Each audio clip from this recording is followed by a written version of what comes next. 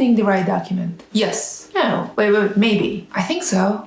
I'm not sure. Where is that elusive right document? If you're finding yourself looking for the right document, and I don't necessarily just mean the physical document, and you are proud of the fact that you're old school, maybe you should think again. There is a better way. You don't have to be old school. You can be a modern lawyer. And the way modern lawyers are, they do not look for the right document. When you use a contract lifecycle management platform, the right document staring you right at the eye. You do not have to look for the right paper or digital document in your emails. The right document is obvious. What is the right document? Should never be the question you ask yourself.